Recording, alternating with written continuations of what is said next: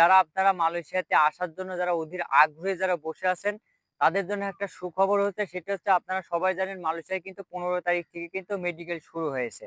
৩ টা সেক্টর সেটা হচ্ছে কনেকটেশন সেক্টর, সার্ভিস সেক্টর এবং প্লান্টেশন সেক্টর।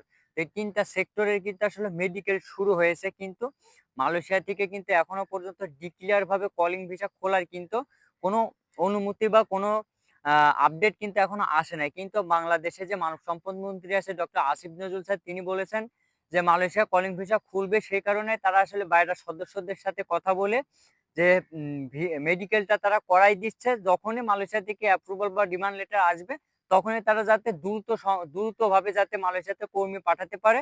এই কারণেই কিন্তু আসলে মেডিকেলটা কিন্তু শুরু করেছে গত ১৫ তারিখ থেকে।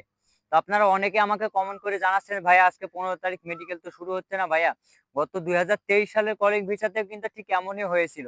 যে একটা ফ্লাইট যাওয়ার পরেই কিন্তু আসলে সবাই জানতে পারছিল বা নিউজ আপডেটও কিন্তু করছিল যে একটা ফ্লাইট যাওয়ার পরেই কিন্তু বলছিল যে কলিং ভিসা খুলে দিয়েছে, লোক যাচ্ছে।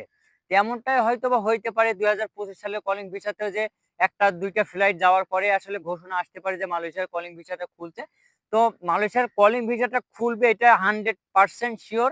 কারণ মালয়েশিয়াতে কিন্তু সার্ভিস সেক্টর বা রেস্টুরেন্ট খাত এইসব সেক্টর গুলাতে কিন্তু কর্মীর অনেক সংকট।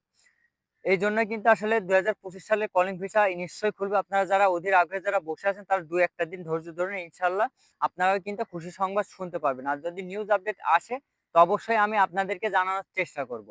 তো ব্যাস আজকের ভিডিওটি এই পর্যন্তই ছিল। যদি ভিডিওটা ভালো লেগে থাকে তো অবশ্যই চ্যানেলটি সাবস্ক্রাইব করবেন এবং পাশে থাকা বেল আইকনটি প্রেস করে দিবেন। যাতে পরবর্তী এমনই নিত্য নতুন আপডেট ভিডিও সবার আগে পৌঁছে যায় আপনার কাছে। সে পর্যন্ত ভালো থাকবেন, সুস্থ থাকবেন। আসসালামু আলাইকুম।